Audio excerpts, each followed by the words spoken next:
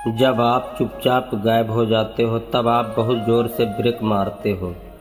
उसकी अकड़ सिर्फ इस बात की है, आप उससे प्यार करते हो।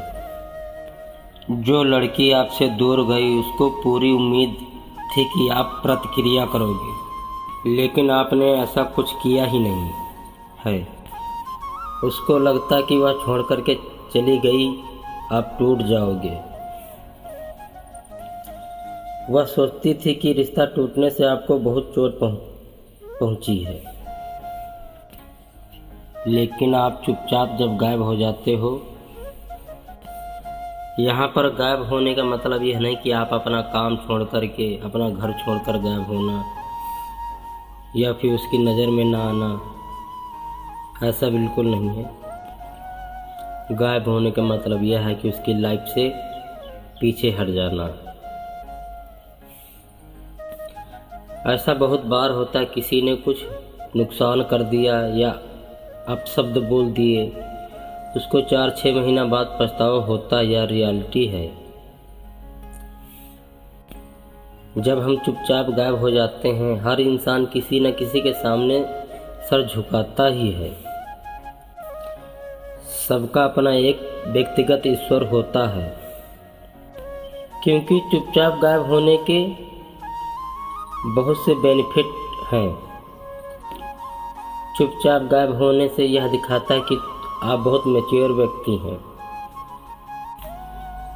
चुपचाप गायब होने से आपको लगता है कि आपने कोई गलती कर दी या गलत छवि बना ली है। चुपचाप गायब होने से यह प्रमाणित हो जाता है, आपको बदलने के लिए उससे पूछने की ज़रूरत नहीं है। जो जितना शोर मचाता है वह व्यक्ति बहुत हल्का होता है।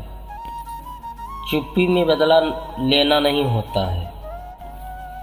उसने सोचा था कि आप पलटवार करोगे। यह जो सोच रहा था, आपने उसको गलत साबित कर दिया।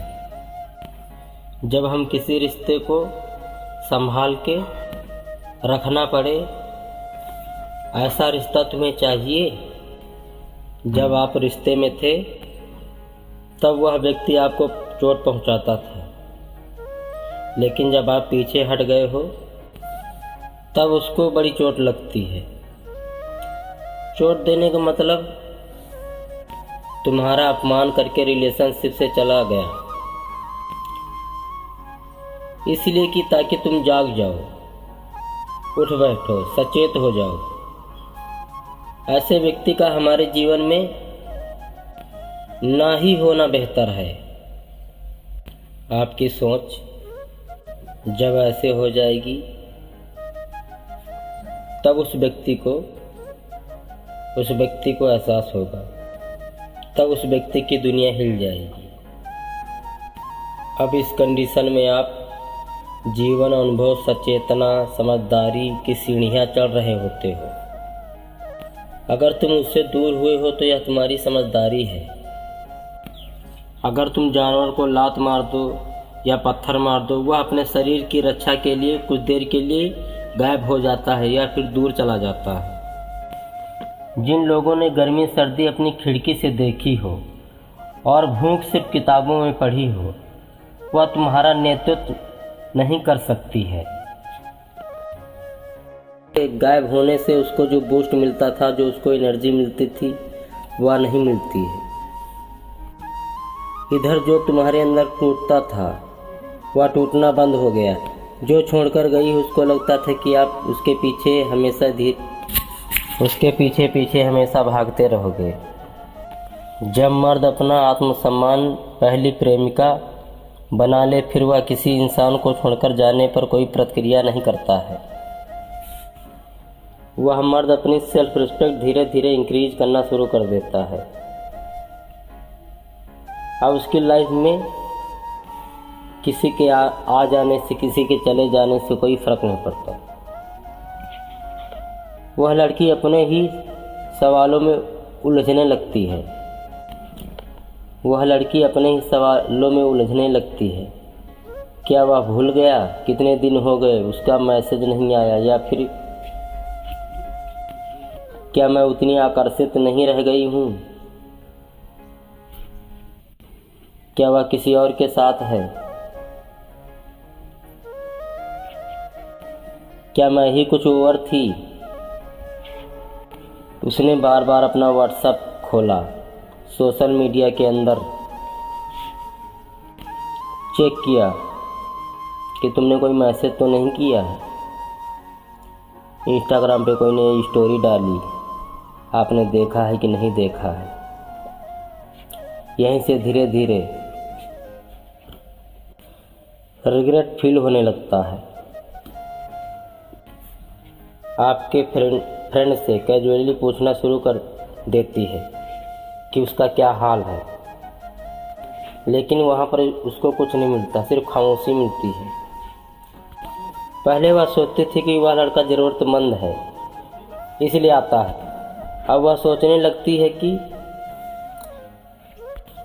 लड़का इमोशनली अवेलेबल था, उसका प्यार सच्चा था।